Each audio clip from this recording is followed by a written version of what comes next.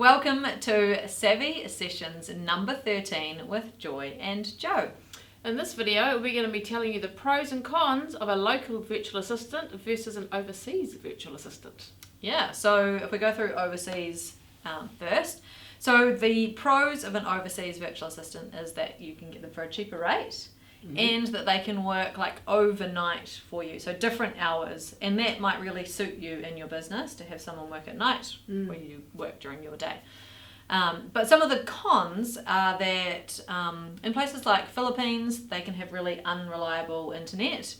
They can have unreliable power as well. And so any overseas, those types of countries, Southeast Asia, India, etc., English is their second language.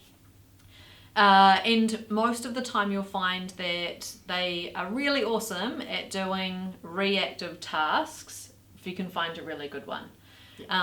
So you can't really be asking them to do anything too proactive or thinking ahead or strategic. It's more if you're a really process-driven person and that's your personality style, super organized and can like create Loom videos and write down the instructions and have a really good system for actually delegating that work and super clear instructions, then absolutely an overseas virtual assistant could work for you if you're that personality style.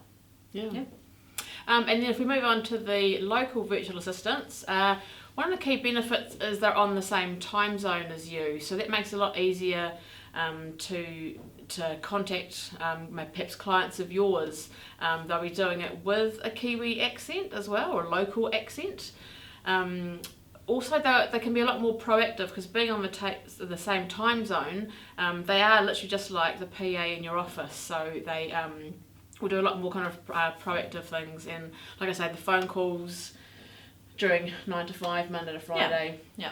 And look, they can look ahead for you and think strategically. They know the market. They know like business here in New Zealand or wherever you are.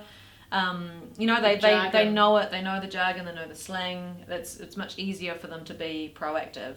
And they might have been in an office role and then they're just doing that remotely. So they have already done the type of role that you might be asking them to do previously. Yeah, and then the con of a local VA is it will cost you a little bit more. So if you're going to compare it to an overseas VA, a local VA does come with a higher hourly rate.